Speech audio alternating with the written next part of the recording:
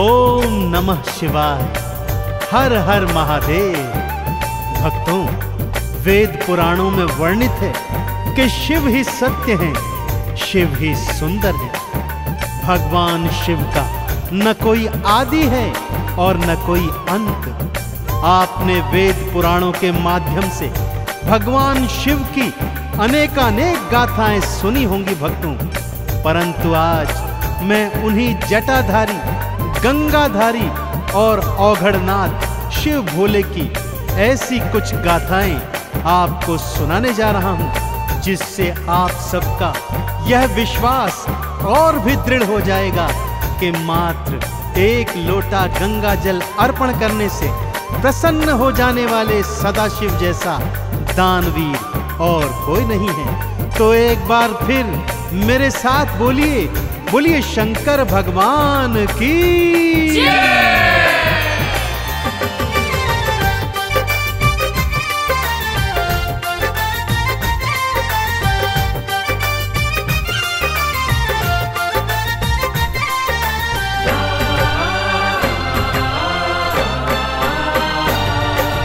आओ तुम्हें मैं कथा सुनाऊं,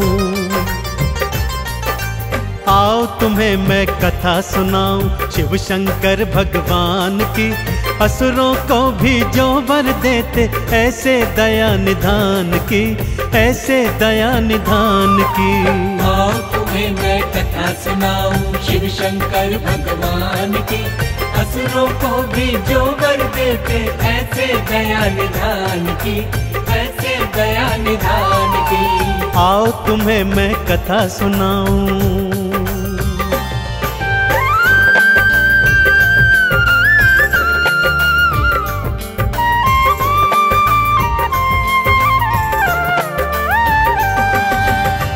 भक्तजनों, पहली कथा दैत्यराज भस्मासुर की सुनाता हूं। भस्मासुर ने अपनी अनन्य भक्ति और हठ योग से शिव भोलेनाथ को प्रसन्न किया और वरदान में यह वर मांगा कि वो जिसके शीश पर हाथ धरे वो तत्काल भस्म हो जाए। जैसे ही भोलेनाथ ने तथास्तु कहा, वो पापी वरदान की सत्यता जानने हेतु भगवान शिव के सिर पर ही हाथ रखने को तत्पर होने लगा और उन्हें भस्म करने उनके पीछे पीछे भागा। तीनों लोकों के आराध्य भगवान भोलेनाथ आज स्वयं अपने प्राणों की रक्षा हेतु आगे आगे भाग रहे हैं और पीछे पीछे दैत्य भाग रहा है। आगे क्या हुआ, आइए सुनते हैं।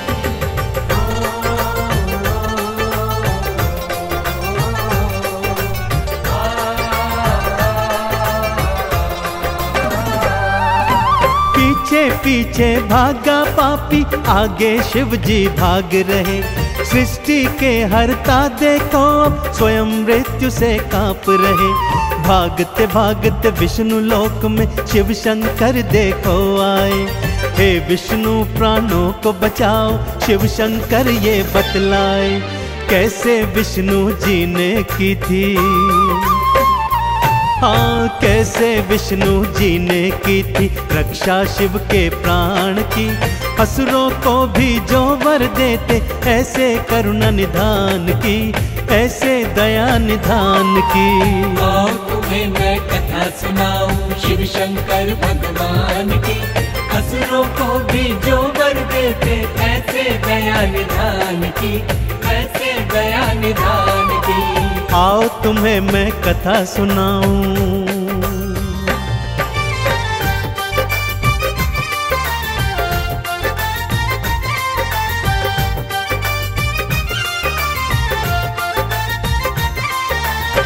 शिव शंकर के आवाहन पर श्री हरि ने योग निद्रा को त्यागा और तत्काल प्रभाव से मोहिनी का रूप धारण किया और असुर के सन्मुख पहुंच गए।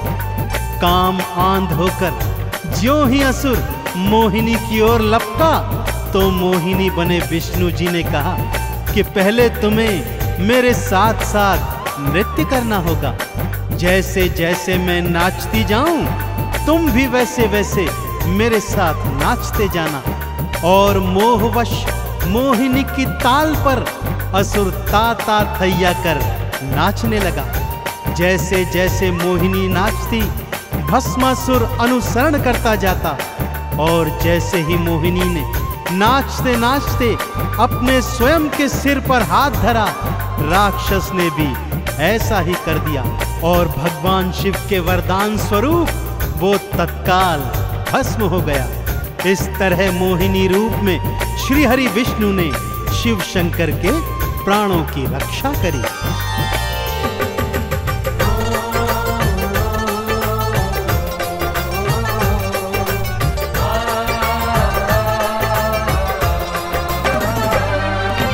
जैसे जैसे मोहिनी नाचे, असुर भी नाचता जाता था। भस्मासुर तो मोहिनी की ताल से ताल मिलाता था। मोहिनी ने नाचते नाचते अपने सिर पर हाथ रखा। राक्षस ने भी मोहिनी का भक्तों फिर अनुसरण किया। भस्म हो गया राक्षस पल में। हाँ, भस्म हो गया राक्षस पल में। बलि चढ़ाई प्राण की, असुरों को भी जो वर देते, ऐसे दया निधान की, ऐसे दया निधान की। आओ तुम्हें मैं कथा सुनाऊं शिव शंकर भगवान की।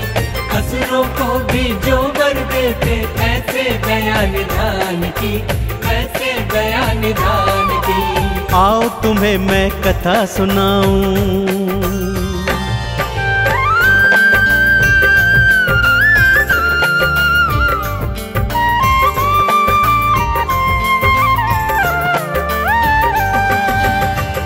दूसरी कथा का प्रसंग इस प्रकार से है भक्तों।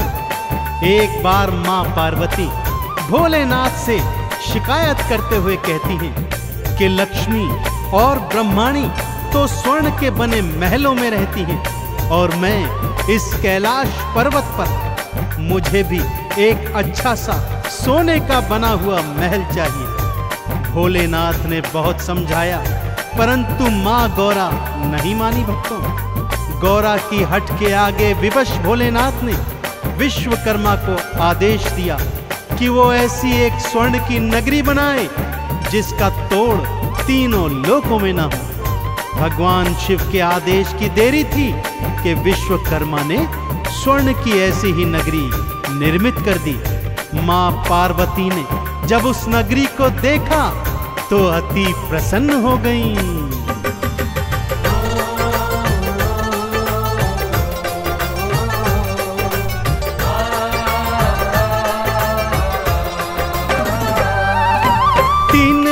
में सबसे सुंदर ऐसी नगरी बनवाई।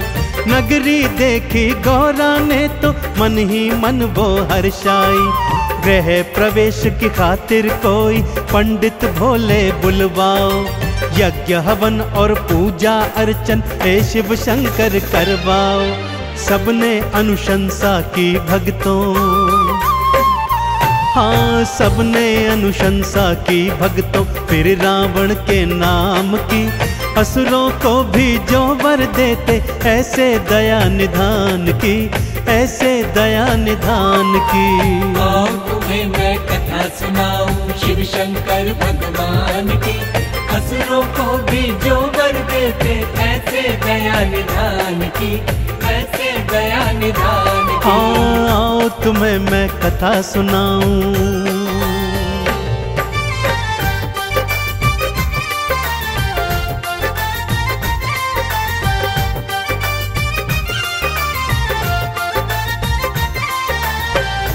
सभी ऋषि मुनियों और देवी देवताओं ने शिव शंकर को यही बताया कि भगवान रावण जैसा प्रकांड पंडित तीनों लोकों में नहीं है, अतः उसी को गृह प्रवेश के पूजन पर आमंत्रित करना चाहिए। ऐसा ही हुआ भक्तों, रावण को पूजन हेतु बुलवाया गया और रावण ने भी पूरे विधि विधान से गृह प्रवेश का पूजन अर्चन संपन्न करवाया। परंतु इतनी सुंदर स्वर्ण से बनी नगरी को देखकर उसके हृदय में लालच आ गया और उसने भोलेनाथ से यही स्वर्ण नगरी दक्षिणा स्वरूप मांग ली। दानियों के दानी देवादिदेव भोलेनाथ ने बिना सोचे विचारे उसे तथास्तु कहकर स्वर्ण से निर्मित नगरी उसके हाथों में सौंप दी। हाँ, वही स्वर्ण नगरी जो उन्होंने मां गौरा हेतु बनवाई थी। एक ही पल में रावण को दक्षिणा स्वरूप वो नगरी दान में दे दी।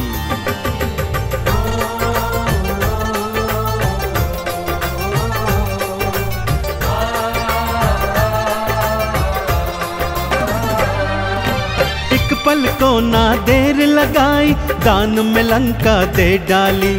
आप फकीरी हाल रहे और सबको देते खुशहाली। स्वर्ण की नगरी देखो रावण फिर अपने घर ले आया। पापी था पर शिव शंकर का भक्त परम वो कहलाया। वेद पुराण भी कहते गाथा, हाँ वेद पुराण भी कहते गाथा शिव शंकर के दान की। असुरों को भी जो वर देते ऐसे दया निधान की, ऐसे दया निधान की। आओ तुम्हें मैं कथा सुनाऊं शिव शंकर भगवान की। असुरों को भी जो वर देते ऐसे दया निधान की, ऐसे दया निधान की। आओ तुम्हें मैं कथा सुनाऊं।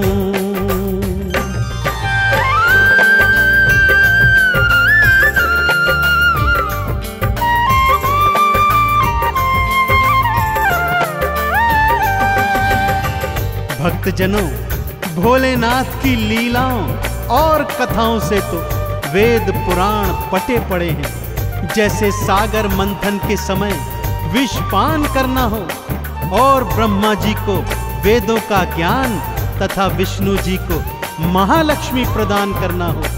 ताड़कासुर, जालंधर जैसे अनेकानेक असुरों ने भोलेनाथ को प्रसन्न कर उनसे अभय वरदान प्राप्त किए हैं। तो फिर भोलेनाथ जो असुरों को भी वर देते हैं, क्या आपकी भक्ति से प्रसन्न नहीं होंगे भक्तों? अवश्य होंगे। कैसे होंगे? आइए आपको बतलाता हूं।